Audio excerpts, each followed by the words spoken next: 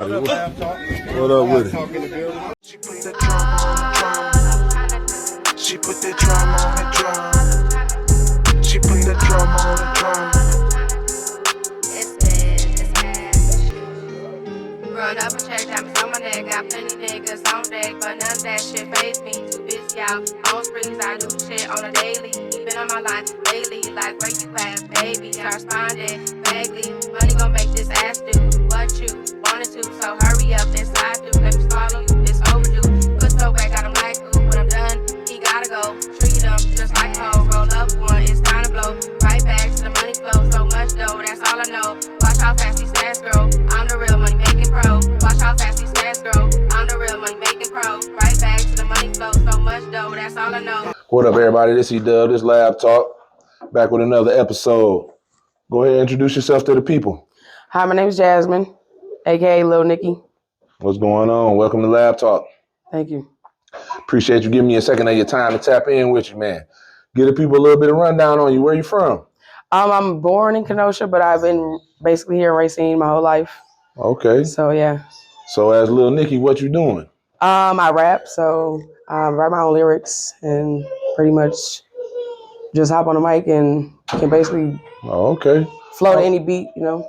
When you started rapping, I've been writing originally since I was 13 years old, but I actually didn't start getting in the studio until I actually was able to get the equipment for it, like in home. So you record yourself? Yes. Oh, okay. So my first song that was actually dropped was back in 2021, December. What's the name of that? Bag Chasing. And it was under Lyl Nikki? Yes. So people could look you up, they could find you on what's all your social medias and stuff? Well, I have Instagram and Facebook and all that is under Nikki Baby. Okay. But if like they go on my YouTube, I don't have an actual YouTube channel, but I have the person I was working with. All my music is like featured under him, but it's through Murdahvell. But Murdahvell? Yeah, I'm trying to get my own. That's the name on YouTube? Yeah, I'm trying to get my own platform going. So you was Nikki Baby. You was releasing music as Nikki? No. All my music's under Lyl Nikki. Oh, okay. Yep. All right. So when you first started releasing music to the public? Back in the first song was December. That Bag Chasing song was released in December 2021. Oh, okay. So that was the first one you put out. That was the very first one I put out. Yep. And how you distributing your music? I was going through United Masters, and I have SCAP, so that way I'm able to get my royalties and stuff like that. Yeah, your fee. Yeah. Yep. Okay. That's dope. So what made you want to choose to go that route?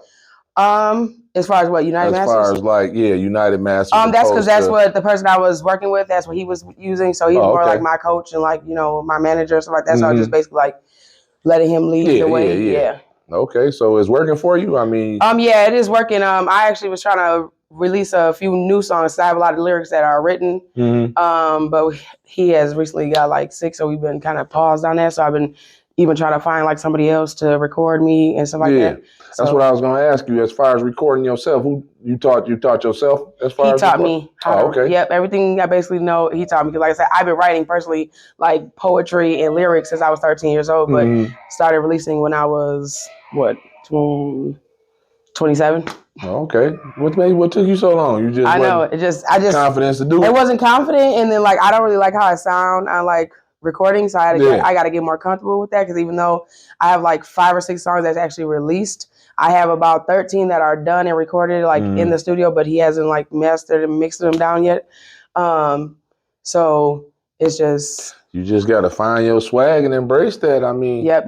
It's you. I mean, how you gonna change how you sound? When you go get a new voice? No. I just gotta get comfortable. It's just a thing. It's like a personal thing. I don't like how I sound on there. You just gotta put it out there. Everybody's like, "Girl, you sound good. You sound good. You be tripping." So it's up to the consumers. Exactly. Let them figure it out. And I feature a few songs with him. So when we do let other people listen to him, they're like, "Oh, her lyrics, her verse was hotter than yours." And so he's like, "Well, I've been doing this since I was 9, and she just started." I'm like, "Well, don't hate." Yeah, you gotta just do it. I mean, yeah. So what you be using as far as recording? What program and stuff you recording on?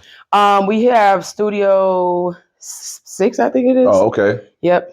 Because he had went through a few things that he liked and didn't like with the I forgot the other ones, Pro Tools and all that stuff that he was using. Yeah, he didn't really like the ones that were little more complicated for him. So we go through Studio 6 because they got a lot of the things even where he's able to make our own make the beats for us. Different plugins and stuff like that. Most of them programs pretty much the same thing anyway. They just got stuff hidden in different spaces. Right. Or they call it something else. Like, okay, so that's dope. So, like, the person you was around, that's what inspired you to start doing your own thing? Like you said, you was writing poetry or whatever. Like, what made you he did, because like? he's always on the mic, and he was, like I said, I'm like, it's right here at home, so why not take the opportunity? You see what I'm saying? Like, he right here, I'm right here. So then so that was you was with that person? Yes, I was with him. Yes, it's my oldest daughter's father. Oh, okay. So yeah. Yeah, I was like, what is your cousin? Your no. Like, what y'all was on? No, he's my daughter's dad. So yeah, we were together, and yeah, that's only natural. I mean, so you start releasing music. Like,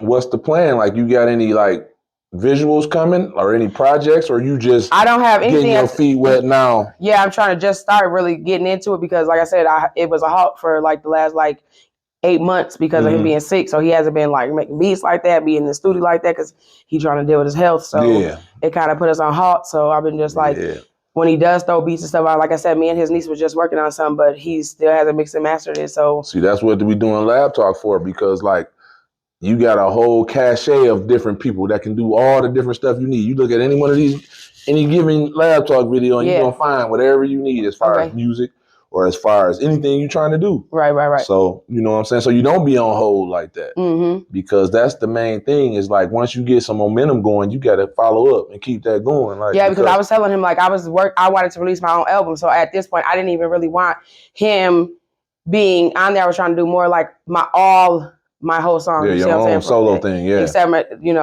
we could feature here and there, but I didn't want him on every song. I don't want to be on every song of his. You see, I want to do my own thing because I'm capable of doing it. I'm a great writer, so I don't really need that, you know what I'm saying, help or you don't need no piggyback. You're going to stand on your own. And that's how you got to do it if you're going to be a solo artist. Like, you can't, I mean, you can have people influence you or in the room with you when you writing, to throw a bar here and there when you get stuck. But right. And I told him, I want to have albums and stuff released. You can't just sit there and just put out one song a year or this year a few months. So because once you start growing fans and developing, stuff like that, subscribers and followers, they're gonna want that consistency. And then when you fall off, they're gonna start. You have to feel it. Exactly, they're gonna start falling off, and then you're gonna be like, damn, where's all my followers or why I'm not? People are real fickle and like with this internet the way it is, it got everybody's attention span super short. Like, so like you would hear a song on the radio that came out last year and they talking about throwback. Right. It's crazy. Exactly. Right? So you got to constantly be giving them something. Right. So like when you decided that you was going to do music, was you going like, what was your plan to be, like just a solo artist, or was y'all going to be like a group or something? Like, well, mainly,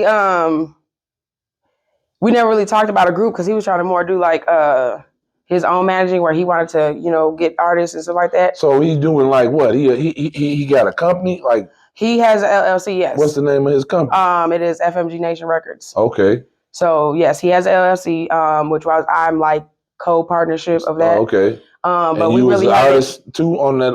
Well, we didn't go nowhere further than just. Okay, so this was just recent. Yes, and then everything just fell down when we started trying to build. So now you're out here back. Yeah, because he got what do you call it?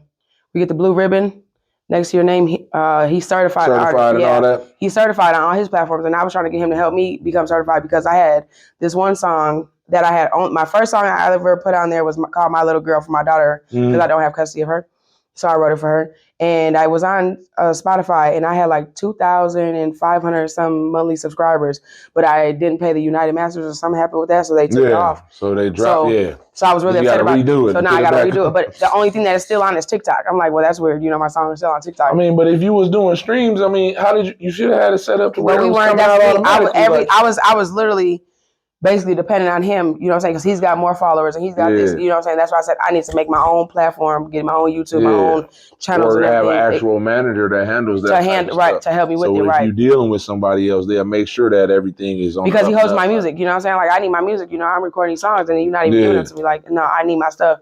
Like I said, I have access to him because I can just go to the house and, hey, I need it. But at the time, it's just like inconvenient for me too, because I be wanting to have music so that way I can promote it on my own platforms, even though it's going through his stuff. You see what I'm saying? Because I have followers and people on my Snapchat. You gotta always have, like, even if you go to the studio, you should always send a session to yourself or have your flash drive to have your music. Like, don't just let nobody else that you had to depend on. Right, because then I'm like, why I is think they you're trying to steal my gatekeeping your music. music if you ain't signed to no kind of paperwork with them, or if they ain't paying you? Why is you gatekeeping my music? Exactly. Right.